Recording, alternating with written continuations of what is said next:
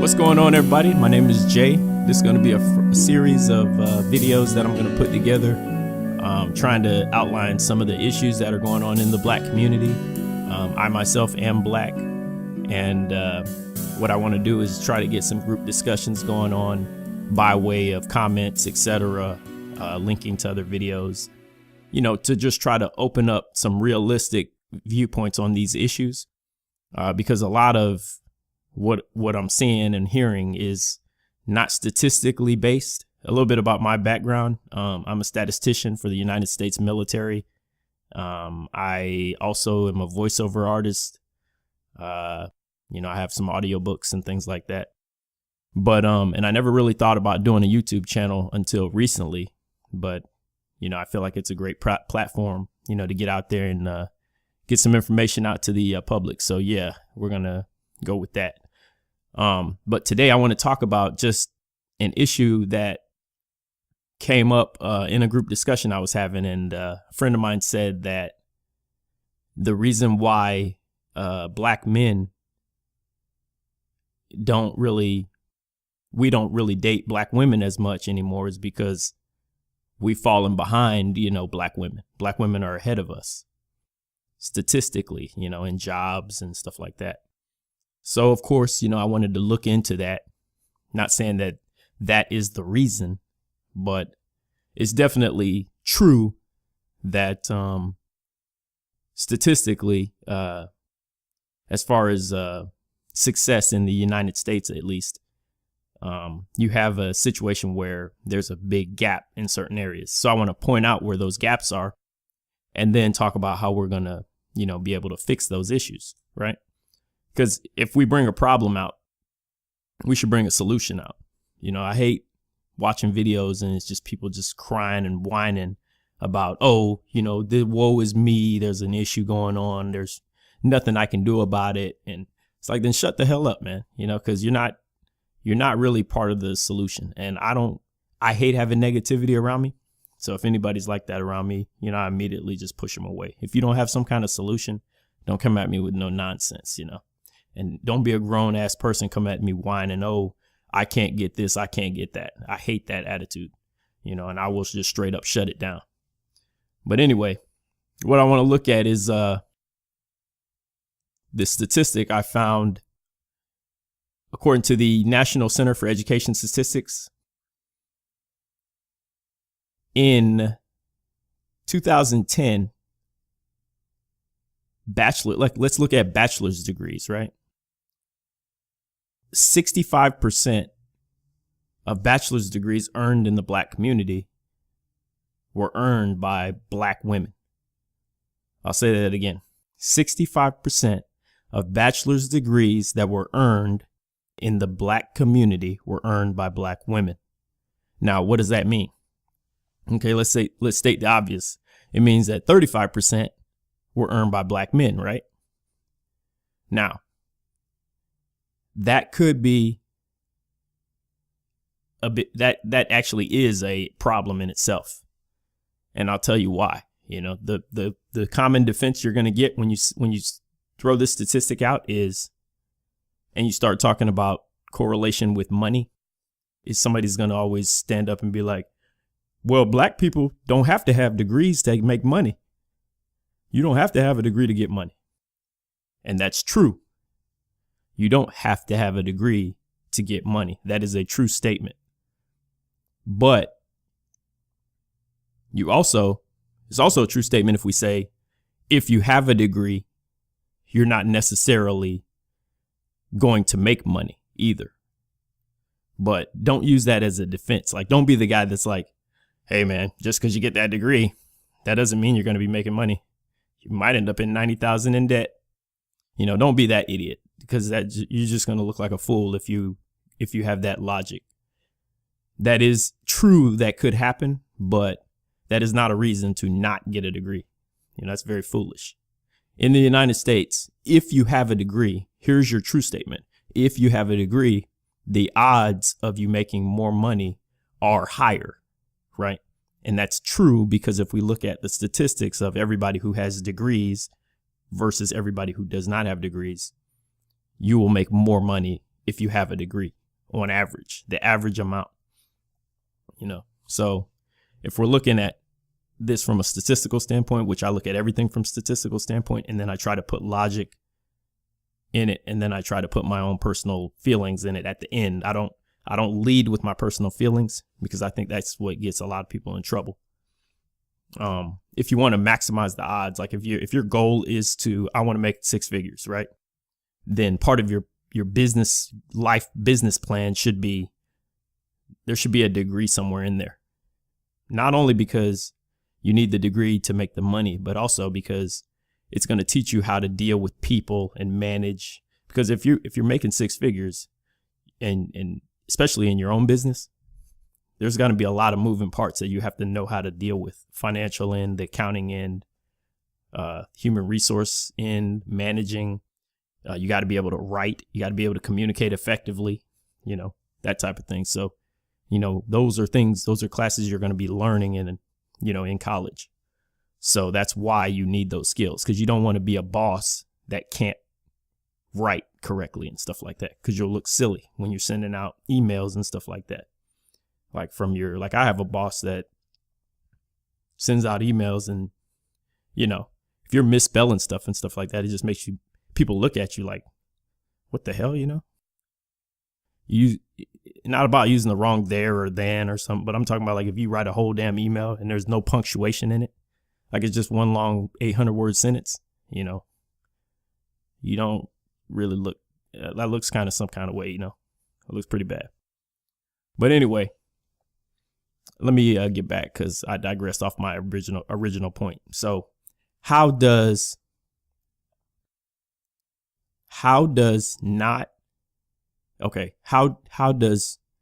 if you make less money, right?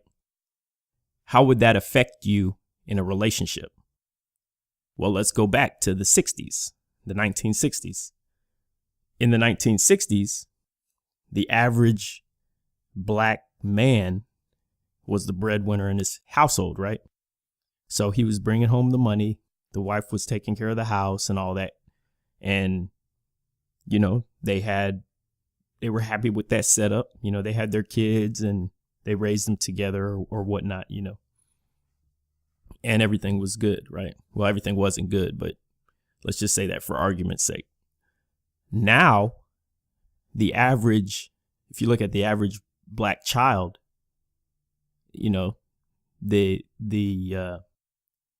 it's a different dynamic. Like for example, I think it's 70 to 80% of black children are born out of wedlock, and then the majority of those relationships fail. So you end up in a situation where the majority of black kids are getting raised on their own. I'm sorry, not raised on their own. What am I talking about? They're getting raised by a single mother on their own, right?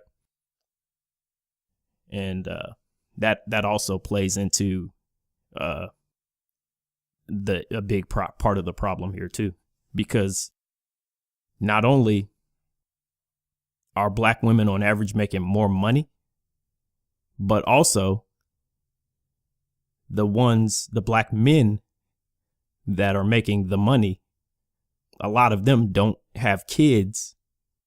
That's why they were able to spend extra time studying and doing all this stuff to make the money, right?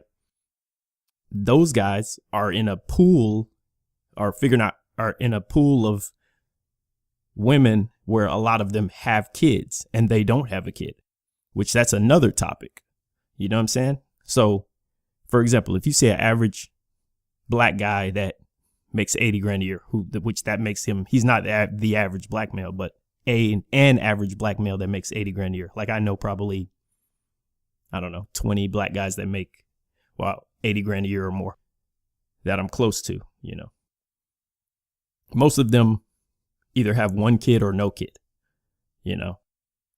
Now, imagine how hard it is for a black woman, with a kid or two to come and be in that and then start dating that guy. It's not very hard. It's not very likely to happen. It's just not. And I'll tell you why. Because in the black community, the way we gauge success, or when we get to a point of success, we start putting all these boundaries on, what we have or what we want. So we'll say, like, how women will be like, he's got to be this tall, make this much money, have no kids, have perfect teeth, muscles like this guy, swag like Denzel, this and that. They start adding all these parameters.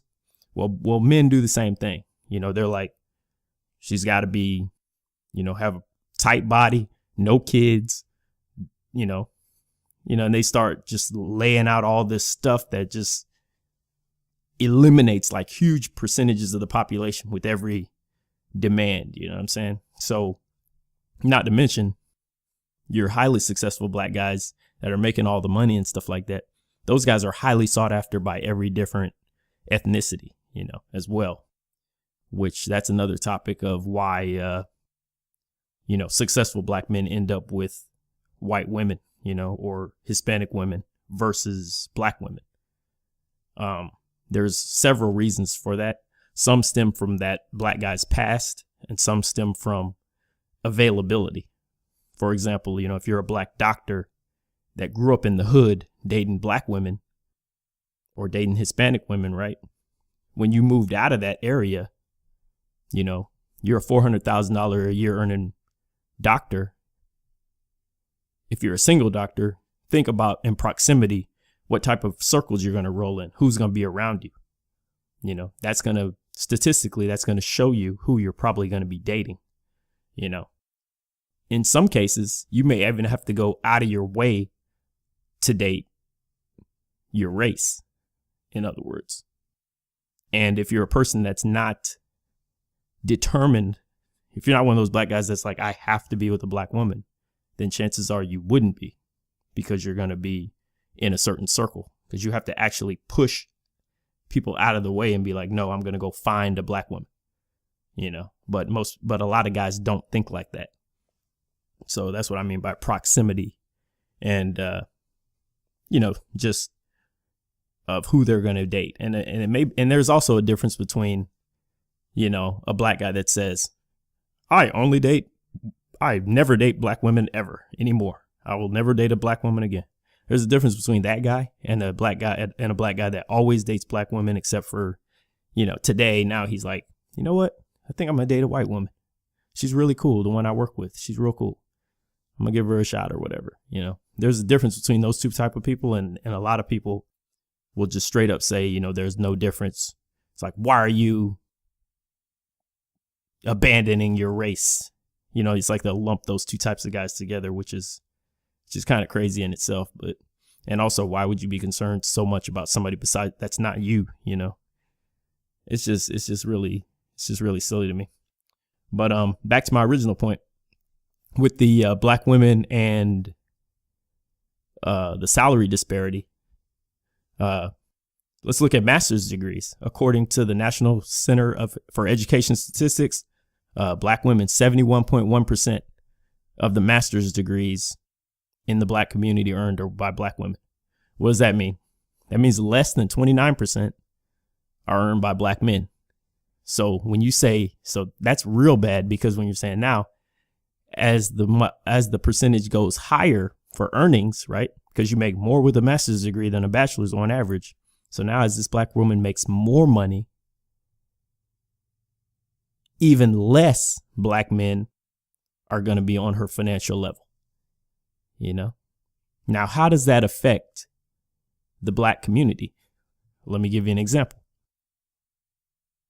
Say you got a black guy that makes 40 grand a year, which is an average income. If he's single, he's got some money. If he's got 5 kids, it's going to be pretty tough with 40 grand a year. But let's take an average guy that makes 40 grand a year, right? He meets this black woman that has a PhD and she makes 100 grand a year. Now, how is that dynamic going to work out? Can't you see how that guy might feel inferior in that situation? She's talking about how she goes on trips around the world twice a year, and he's trying to figure out, he knows he can't do that, but he's trying to relate to her. You know what I'm saying? And even if she doesn't do trips, even worse, she's going to be talking about how she's going to become a millionaire one day, right? On 40 grand a year, you're not going to become a millionaire one day. I'm just telling you right now, you're not, unless you're really good at saving and make some real good investment moves. You're not going to be making, having 2-3 million in the bank at any time in your life. Okay, so anyway, we're talking about how they would relate to each other, right? And even we can go back to the 60s when we were talking about how the black man is, like even my dad said, hey, the black man, that's the rock of your family. He's the guy that keeps everything together. He's the one everybody looks up to. If things are going wrong, he's going to make it happen. How are you doing that? And you make 40 grand a year and she makes 140, so that's a bad fit, man. It's just a bad fit in my opinion, because the fact like he's going to feel inferior unless the woman is good at making him not feel inferior, or unless that man is so secure in his manhood that he's not going to be worried about the fact that she makes more money. And most men are not that secure to do that. Most men don't want to be their earnings to be negated like that. That's just not something that men do. So what does this mean? Like, why did I ramble on about that? I'm telling you why. Because the woman that's successful, right? She is the more money a black woman makes, the harder it is for her to find a relationship with a suitable black man. Because when we say suitable, we mean somebody that's in a comparable level that she's at. So if she makes 100 grand a year, first of all, the pool of black men that make 100 grand a year is small as hell as it is.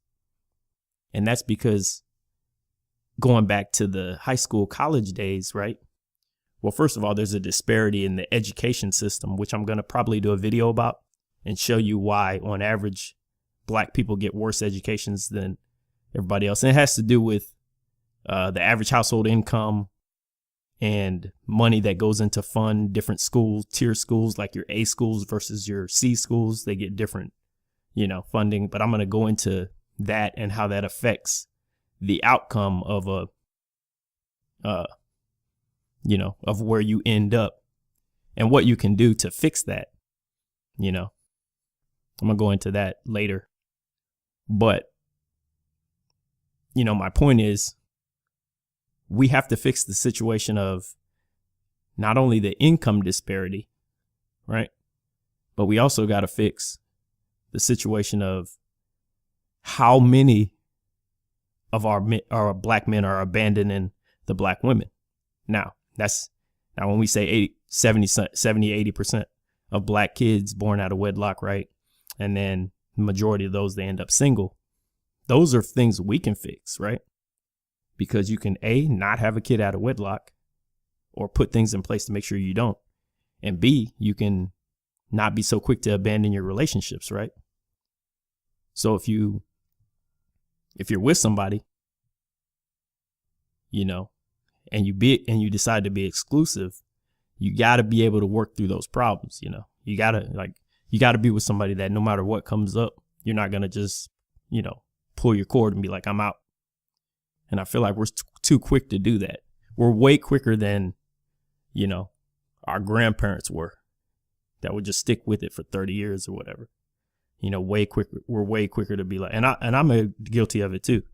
Cause I've like, man, she talked to me crazy. All right. It's too easy. Delete. You know what I'm saying? Just never talk to her again. Delete her out of my phone or whatever.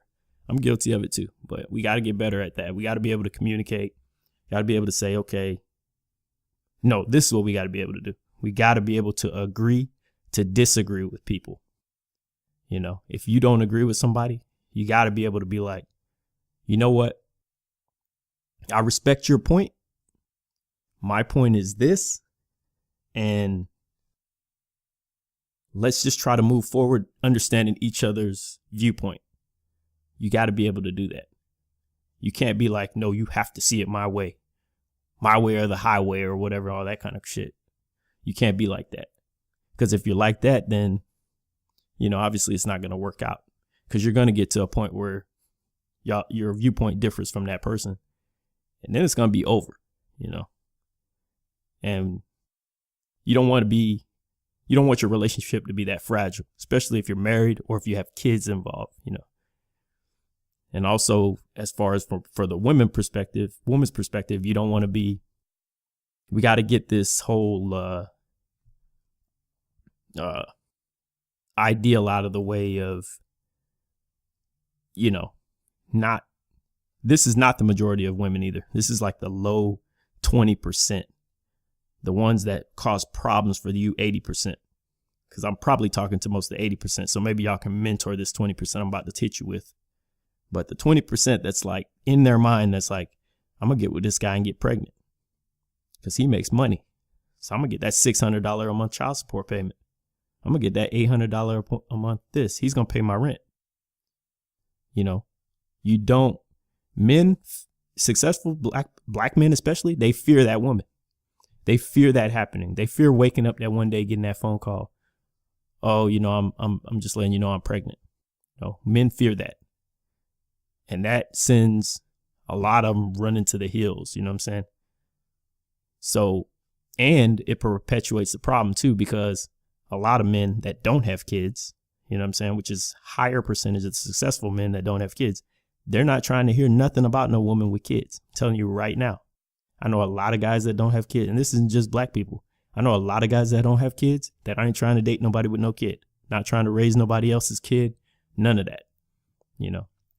I think there's certain situations where I would date a woman with a kid, but I'm not going and pursuing a woman with a kid. I'm not like, oh, I hope she has 2 kids.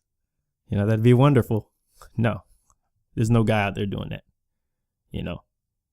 except for the guy that's like the predator guy, that's like, yeah, if she has a kid, she's probably easy, or whatever, there's that guy out there, but you don't want to deal with that guy anyway. Right. So we need to put some things in place to fix that.